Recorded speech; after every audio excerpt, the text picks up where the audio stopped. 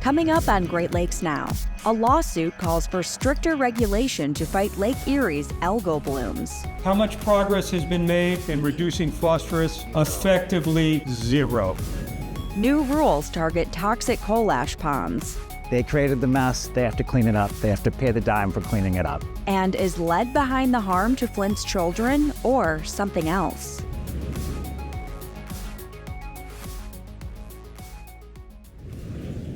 This program is brought to you by the Fred A. and Barbara M. Erb Family Foundation, the Charles Stewart Mott Foundation, Richard C. Devereaux Foundation for Energy and Environmental Programs at Detroit PBS, Polk Family Fund, DTE Foundation, and contributions to your PBS station from viewers like you. Thank you. Hi, I'm Anna Seisling. Welcome to Great Lakes Now. Today, we're bringing you up to date on several important stories affecting our region. It's been 10 years since an algal bloom caused a drinking water crisis in Toledo, Ohio, but blooms in Lake Erie remain a problem. We reported on the issue 5 years after the crisis, and a solution has not materialized. Here's a recap of our earlier coverage and an update.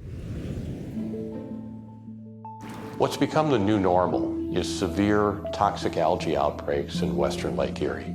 Howard Lerner is the president and executive director of the Environmental Law and Policy Center in Chicago.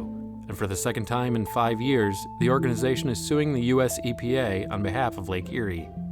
That impairs clean water, it harms fisheries, it interferes with tourism and outdoor recreation, and it makes Toledo and Northwest Ohio a much less pleasant place to be.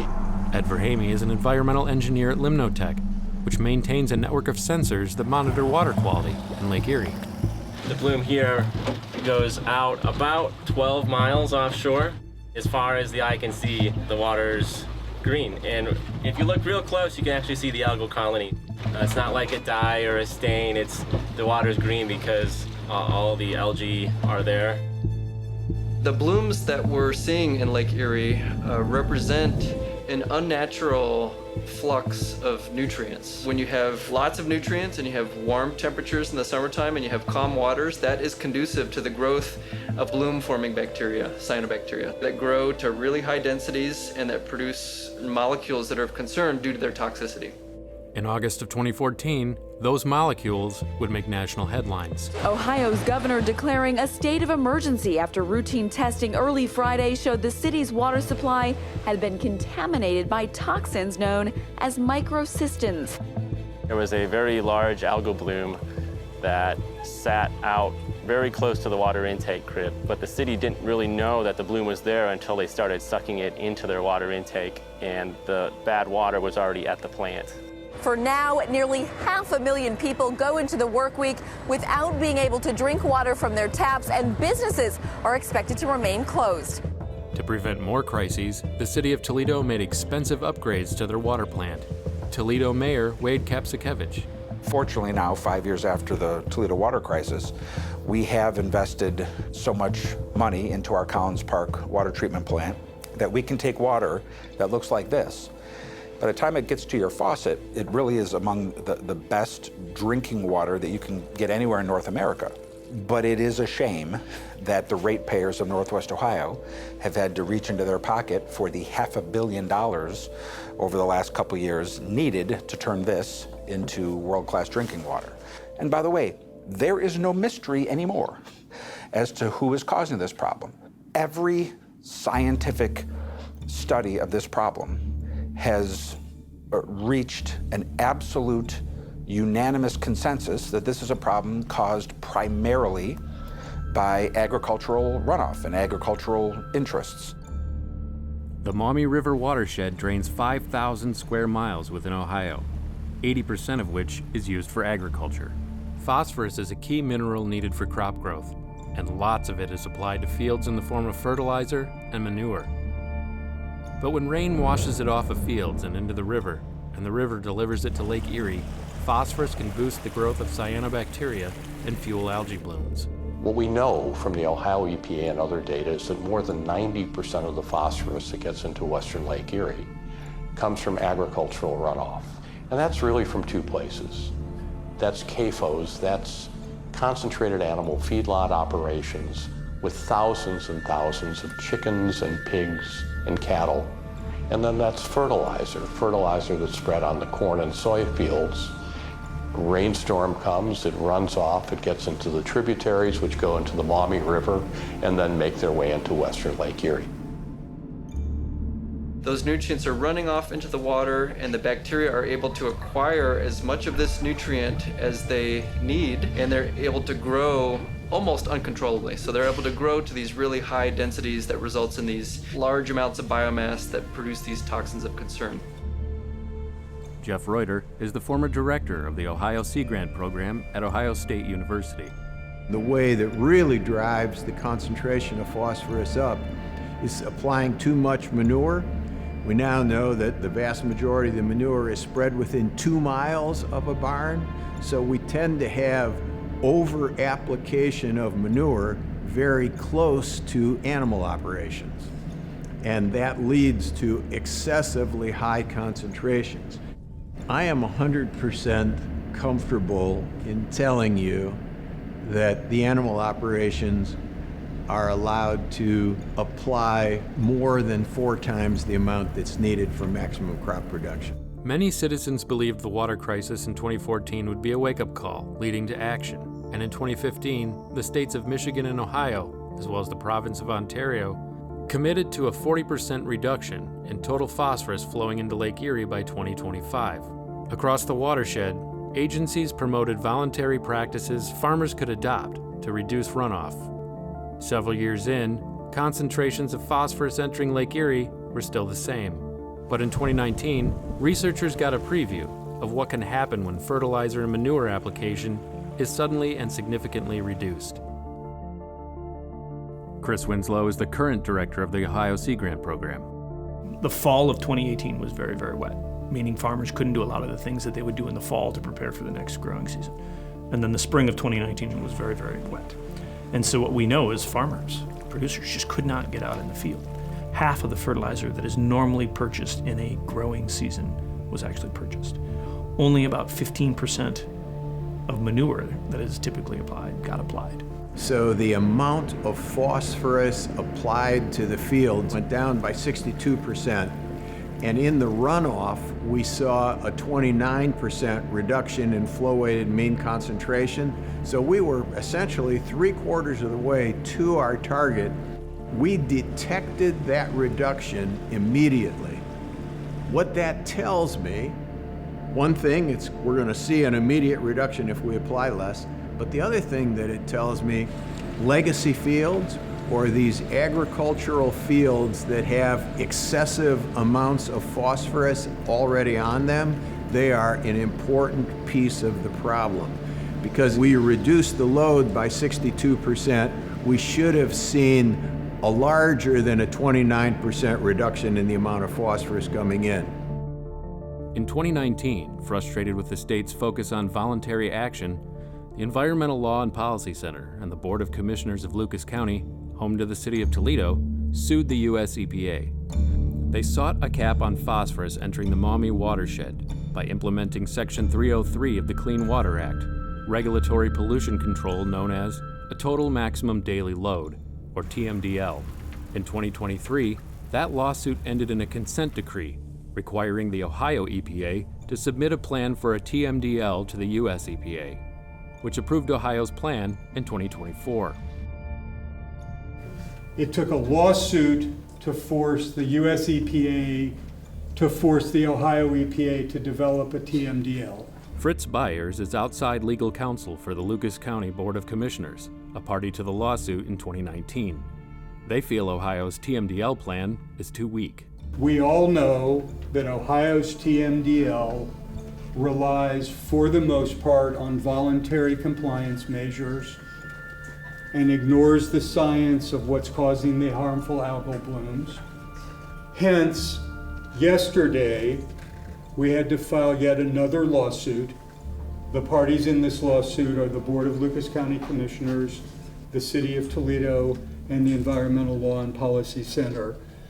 We want yet again for the federal court to look directly at the US EPA and say, you have violated the law, you have violated your own regulations by approving Ohio's TMDL, revoke your approval to create an effective remedial plan. There's no reasonable doubt that there's only one way to address the impairment of the western basin of Lake Erie, and that is to create a, quote, pollution diet that regulates the amount of dissolved reactive phosphorus that gets discharged in the first instance into the Maumee watershed and that eventually gets discharged into Lake Erie. Not everyone is on board at TMDL. Agricultural interest groups and people close to the agricultural community worry that greater restrictions could hurt farmers. Whenever you use a reg, there are always these gray areas, and there's often unintended consequences of those regs. And I will tell you, just from working with producers and farmers, one of those is going to be the cost of doing business. And so I have a hard time wrapping my brain around any reg. There's just too many variables and too many things out there that are going to make it very difficult. Jordan Howisher is the Director of Water Quality and Research at the Ohio Farm Bureau Federation. I took the job with Farm Bureau after Toledo's water crisis, and I asked one question: are we going to be deniers of our role, as the predominant landowners in this watershed? And they said, no, we're going to be at the table. There's a lot of things that come into play here. It's not to take away from what Toledo has done for their citizens, but we focus on what farmers can do on their piece of land. And it's an extremely, extremely tough business to be in because they are reliant on markets that oftentimes are really against them. They're looking at best management practices that would allow us to continue to apply too much fertilizer rather than a regulation that would prevent the application. There are a lot of lobbyists that want to fight against these reforms, that have strong vested interests in the status quo. And there are massive money machines behind this. But there's no electoral activity behind this. And that's why I'm hopeful. All we're trying to do is get our governments to honor their promises that they have made to us and that they have made internationally in our name. In a written response to our request for comment, U.S. EPA replied, EPA received the lawsuit from the City of Toledo. Addressing the problem of algal blooms in the western basin of Lake Erie will take all of us. It will take unflagging commitment and resolve, and it will take time. For more about algal blooms in the Great Lakes, visit greatlakesnow.org. In 2022, we reported on the problem of coal ash in our collaborative project, Poisonous Ponds. There have been some developments recently, so today we bring you an update. The industrial history of the Great Lakes region was largely fueled by coal. Coal ash is a product of burning coal, and it's often stored in ponds surrounding coal-burning power plants. Coal ash contains mercury, cadmium, arsenic, and other heavy metals, which have been linked to cancer, heart disease, and thyroid disease. Out of more than 1,500 coal ash ponds, landfills, and dump sites spread across the U.S., the environmental group Earth Justice says there are 88 coal ash dump sites within 2 miles of one of the Great Lakes. Waukegan is a city of about 89,000 in Lake County, Illinois, about halfway between Milwaukee and Chicago. Dulcie Ortiz, a lifelong resident and community activist, is co-chair of Clean Power Lake County. Waukegan has suffered from industrial pollution. We have 5 Superfund sites. So we've seen the horrors that these companies have done to our community. Since 2013, Clean Power Lake County and the Sierra Club of Illinois have been battling with the owners of the massive power plant in Waukegan. The concern is over 2 coal ash ponds about 100 yards away from the Lake Michigan shoreline. They are the byproduct of burning coal at the plant, currently owned and operated by NRG Energy. Christine Nanicelli is with the Sierra Club of Illinois. Coal ash has been contaminating groundwater on the shores of Lake Michigan here for over a decade. Since 2010 was when we first saw groundwater monitoring show elevated levels of a variety of different pollutants. Although the power plant in Waukegan no longer burns coal to generate electricity, the coal ash ponds remain, despite calls for their removal. Constituents here in the community have been wanting that plant closed going back to the 70s. In 2022, Illinois State Representative Rita Mayfield told us that NRG has resisted these calls, battling regulatory efforts in court and proposing a plan to remove the coal ash from one of the ponds, but cap the other pond and leave the coal ash in place. So it's not that it can't be done, it's just that they choose not to do it. So they want to cap them in place, leave them there, and then let some future generation deal with it. We're saying no. At that time, a spokesperson for NRG said in an email that the coal ash at the Waukegan site is having no impact on Lake Michigan or the beach, making removal unnecessary, adding that NRG monitors the groundwater around the ash ponds quarterly, as required by federal law, and that the ash ponds are not causing contamination, and points out that the groundwater in that area is not used for drinking water. But while NRG maintained there was no groundwater contamination at the Waukegan plant, the Sierra Club of Illinois said the opposite. They are checking the water because we get those reports, and we see the ongoing groundwater contamination continuing at the same levels as we did originally in 2010. We know that our community has suffered so much from industrial polluters that have just gotten their millions of dollars, left the community, left us with just toxic soil that really nothing can be done until it's remediated. For years, there has been a stalemate between Waukegan residents and the power plant. But in April of 2024, the federal EPA issued 4 new regulations, one of which takes direct aim at the coal ash ponds. Attorney Gavin Carney is with the environmental group Earth Justice. Now they have to do site-wide cleanup.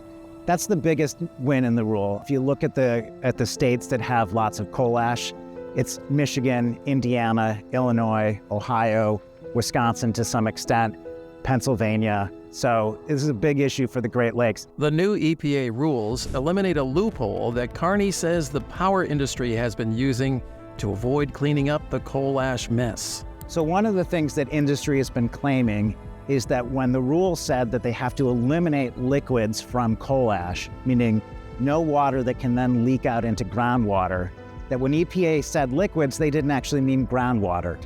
They argued in legal papers specifically that groundwater is not a liquid for purposes of the coal ash rule. Illinois State Representative Rita Mayfield is cautiously optimistic. Well, I'm glad that the U.S. EPA is understanding the hazards of this particular coal ash and that they are moving forward with demanding that these businesses be good corporate neighbors and clean up their mess. In response to the new EPA rules, NRG said in a statement, "We have been and will continue to evaluate our plans with respect to the federal regulations published in May 2024. NRG maintains that capping the coal ash is the best option and said in the statement, the closure process will be quicker and less impactful to the environment than closure by removal. Frank Pettis, a community organizer with Clean Power Lake County, calls the new EPA rules just another beginning in their long battle with NRG. They have an obligation to clean those up, and the failure to meet that obligation is likely to result in something very similar to one of, another Superfund site. And we already have 5 of the 8 in Lake County. We don't need another one. So we have to fight, and we have to continue to hold NRG and other corporate polluters responsible. Meanwhile, the coal ash still sits in ponds scattered throughout the Great Lakes region. Under the new EPA rules, power plant companies have until 2028 to start removing the coal ash at their own expense. They created the mess, they have to clean it up, they have to pay the dime for cleaning it up. One of the concerns that we have is that in states where utilities are allowed to pass on the cost to ratepayers that some of these companies may actually try to make consumers responsible for the cost of cleanup, basically put it on your energy bill, the cost of taking care of their legacy of pollution. Well, we want the coal ash removed from our shores, away from our water supply, and we want to have access to our lakefront for the first time in any of our lives. For more about coal ash and the threat it poses in our region, visit greatlakesnow.org. 10 years ago in Flint, Michigan, a state-appointed emergency manager switched the source of the city's drinking water to the Flint River. Soon after, Flint residents raised concerns about their drinking water. Concerns state officials initially dismissed. Mark Edwards, a researcher at Virginia Tech, ran tests and confirmed there was in fact lead in the city's water supply. Hello, Flint! Then in 2016, former President Barack Obama declared a federal state of emergency in Flint. And this led to a wave of protests and calls for everyone involved in switching Flint's water source to be held accountable. A decade after the crisis began, Bridge Detroit reporter Bryce Huffman spoke with Mark Edwards, whose concerns about Flint have changed. When did you first suspect that might have been overblown? There was about a 2-week time period where I was relieved that this was not going to get covered up and people were taking lead in water seriously before I realized that this narrative was spinning out of control. That narrative was that Flint kids had been permanently damaged by lead in their drinking water and that they were never going to properly develop mentally. But after that 2-week time period, I really got concerned because I realized that Flint parents and Flint kids were being told that they'd been subjected to some kind of unprecedented lead exposure via water that might permanently damage their brains, and I tried to speak out against it, as did others. But the major narrative was that this horrific lead poisoning occurred when, in fact, the blood lead of Flint children never exceeded that of the average for the state of Michigan significantly, even during the worst of the water crisis. So it should have been good news that we prevented serious harm, but instead this story took on a life of its own, and frankly, it's been running wild for ever since, almost 8 years now. Initially alarmed about lead in the water, Edwards later began to worry that the narrative of irreparable harm was itself damaging. And so it really wasn't until 2018 when I realized that someone had to start speaking out against this. So we started speaking out more and doing more research and trying to get our results published that said this is really a false narrative, and oh, by the way, this could really be hurting children, to be telling them that they're brain damaged and can't learn when that never happened. And the more I saw, the more I realized the amount of harm that was accruing to these kids, and I just felt it was my ethical obligation to speak out regardless of the consequences. What happens now with those kids in Flint who for years have been hearing from the media, from clergy, from parents, from teachers that they're not able to develop and learn the way that they should? I'm terrified of what's going to happen to these kids because the harm that's occurred to them is very, very real. I do believe that many of the things that people are observing in terms of learning difficulties and acting out in school and disciplinary problems are really occurring. The question is, what is the cause? Was it the lead in water, or was it the fact these children believe what they were told? And I don't think that story is true, but it is nonetheless very, very harmful to these children. And so unless you properly identified the source of the harm, how can you hope to rectify it? Who should be responsible for repairing that harm? Is that something that falls squarely on the parents, the school district, the media? Who needs to rectify this? Well, let us recall that the Flint water crisis and the criminality occurred when Flint people were lied to about the safety of their drinking water. And I think we'd all agree that was horrible. It never should have occurred, and people should be punished for it. So too, I think that telling these children the wrong information about their health is wrong as well. It started with good intentions. I was partly to blame early on because I didn't want this problem to get covered up, but it's spiraled out of control. And I think the main remedy is to start telling these children exactly what happened to them, and that really the harm was not as bad as we first feared, that they never really were exposed to these horrific levels of lead. I feel the only way out of these sorts of problems is to tell people the truth unvarnished, and with that, maybe the harm can be partly ameliorated.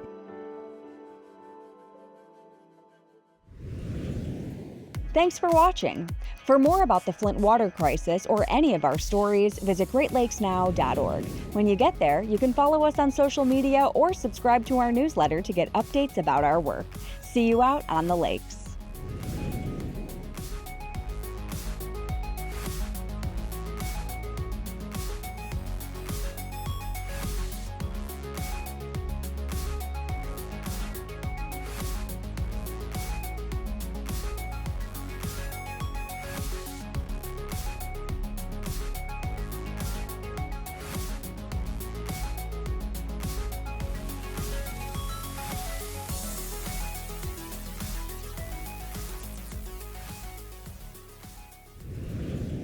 This program is brought to you by the Fred A. and Barbara M. Erb Family Foundation, the Charles Stewart Mott Foundation, Richard C. Devereaux Foundation for Energy and Environmental Programs at Detroit PBS, Polk Family Fund, DTE Foundation, and contributions to your PBS station from viewers like you. Thank you.